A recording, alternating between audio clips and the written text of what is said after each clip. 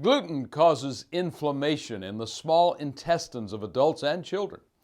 Eating a gluten-free diet helps and controls the signs and symptoms of celiac disease and prevents complications. Registered dietitian Jill Nowak of Children's Hospital of Orange County explains what gluten is and the kind of diet prescribed to help alleviate complications. It's a natural component of a storage protein that is found in wheat, rye, and barley. Celiac disease is an autoimmune disease that is triggered by eating gluten, and when one eats gluten, it damages the small intestines, particularly the villi on the small intestines, where nutrients are absorbed. Gluten is very toxic to them. It can cause damage to their small intestines where they can't absorb certain vitamins and minerals, which in small children can keep them from growing, gaining weight properly, to another host of problems such as gastrointestinal disorders, neurological disorders. Some people show symptoms, poor growth, they're not gaining weight, maybe they're iron deficient, and some people show no symptoms whatsoever. So that's the mystery of this disease, and often you can go 11 years to be diagnosed properly. Jill Nowak tells us how celiac disease is diagnosed.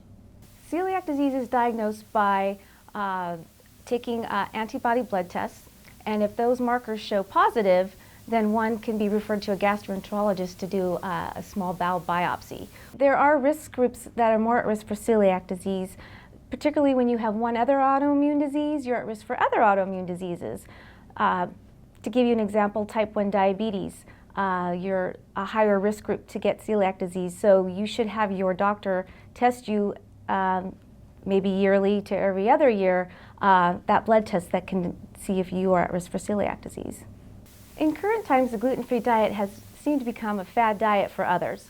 However, you might want to think twice, because the gluten-free diet, with studies showing, oftentimes can be higher in calories, higher in fat, and also be low in certain nutrients and low in fiber.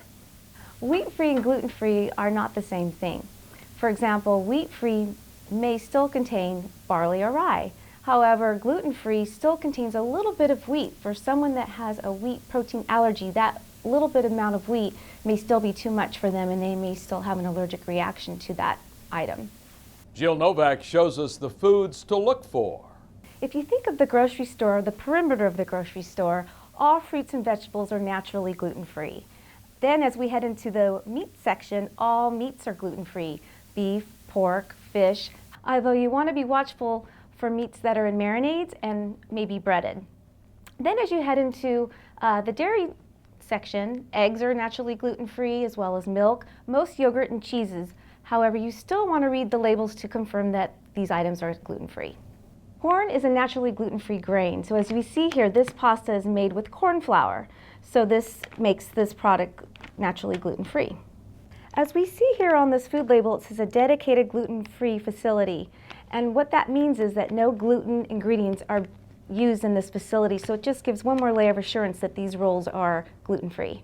Companies can hire certified gluten-free organizations to come in to help with processes in place to ensure that the foods are being prepared without cross-contamination.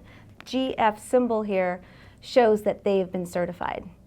When preparing gluten-free food, one needs to keep cross-contamination in mind. And what I mean by that is you cannot prepare gluten-free food next to items that contain gluten, because all it takes is a little bit of crumbs to contaminate the gluten-free food, which can still cause damage to one that requires a gluten-free diet.